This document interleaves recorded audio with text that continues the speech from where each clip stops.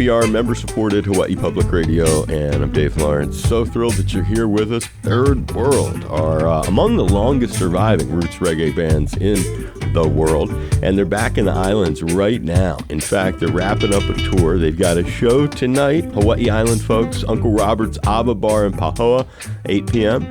And then tomorrow they're going to be at the Blue Note Hawaii, and two shows at 7 and 9:30. Founding member, guitarist, songwriter, great storyteller, and our brethren, Stephen Cat Coore. Aloha, Cat.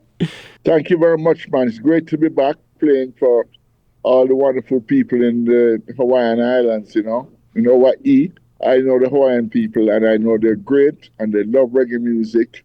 We're one of their favorite old school boys, and we haven't been there for a while, you know. So I'm hoping that plays a part in everything, you know. Yes, this is the first shows since the pandemic. And also, when I think about these shows, there's a little bit of context, don't you have? You have somebody else on the road with you guys. Explain a little bit about what's in store for folks. Yeah, well, Kumar Fire is our special guest, and right now what has happened is that Kumar has kind of linked up with us as like a person who's in our camp. He has his own career, yes, definitely. But for any time we can go anywhere and we can have him as a support act, we use him because we really believe in him and what sort of generational difference there is between us and him.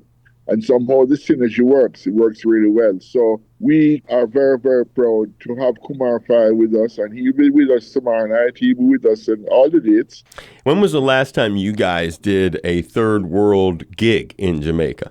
We just did Half Moon's 60th anniversary show in Montego Bay. We also did the Grand Gala, where we got some big award from the Prime Minister.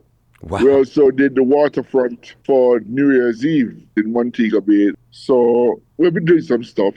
One of those, actually, Kat, kind of funny that you mentioned it, because you have such an interesting background yourself, such a remarkable personal journey. And you mentioned the Prime Minister of Jamaica just a moment ago. Tell me if this Wikipedia entry for your father is accurate, okay? I'm just going to read it to you. It's not that long, and this is what it says.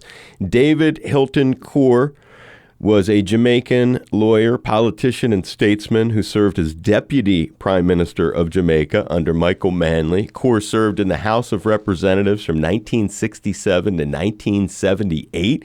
He returned to Parliament in 1989 when he was appointed as a senator. He also held key cabinet positions, including Minister of Finance, Minister of Foreign Affairs and Foreign Trade, and Attorney General of Jamaica. Perfectly true. All of it. Perfectly true. Okay.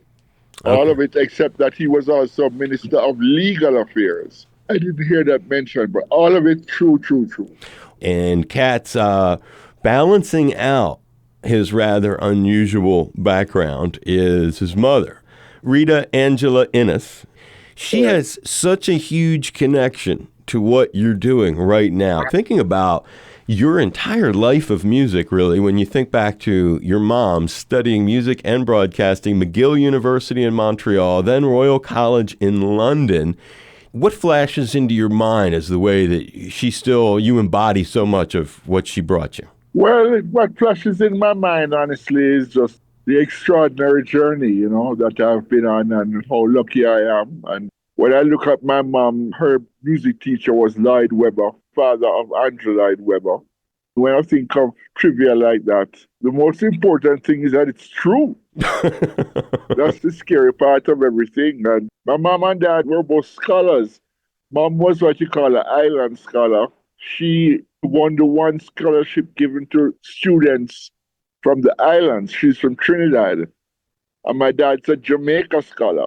So they're both very, very endowed in terms of their scholastic achievements. Both of them met at McGill, and then both of them got opportunities to go to London, and they took it. They both got scholarships. Mom went to the Royal College, and Dad went to Oxford. Wow. So, unbelievable. Yeah. So but the funniest thing about it is that Mom and Dad were the coolest people when it came on to me and the whole Rasta thing, and my brother was Rasta too, and they just seemed to take it really in stride, and they really were supportive, and particularly my dad and my mom in terms of me being in a group, you know, first in Inner Circle and then in Third World. They thought it was really cool, and that's kind of extraordinary because people like my parents at that time That was unusual for that sort of thinking. Right. Very unusual for that sort of thinking. And a lot of my friends faced a lot of backlash from their parents because all of us were going the way of Bob Marley Rasta. He was our big influence. He was our big brother in every way, shape, form, and fashion. And some of my friends got some serious backlash from their parents where I didn't. But it inspired for me to write songs like Uptown Rebel, which tells a story kind of an uptown kid who comes home and there's pork for breakfast, pork for lunch, and pork for dinner, and then he doesn't want to eat it. They call him a sinner and all this kind of. The story is very true, though. By the way, it's a it's a very true story of my friends, some of my friends, not necessarily me. Right. As I say, I grew up in a very open-minded family, very open-minded. So it's a story that I was able to tell because of the platform that I was given by Island Records and by Third World. Give that chance to express that. So I wrote the poem, and the poem became a song. Were there people like other reggae luminaries who treated you differently because of who your father was?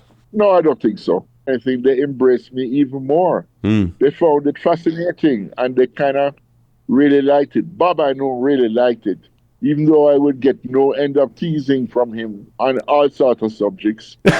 He really loved the fact that I was so into him and his music. And I used to go over every day when he was rehearsing. He used to like giving you a hard time and in a fun sort of way. Explain, we're talking about Bob Marley here. Bob knew who I was from inner circle. From before I went to start Third World, Bob knew me. We used to back up. Bob has known me from I was 14. Right. Right up until the day when he passed away.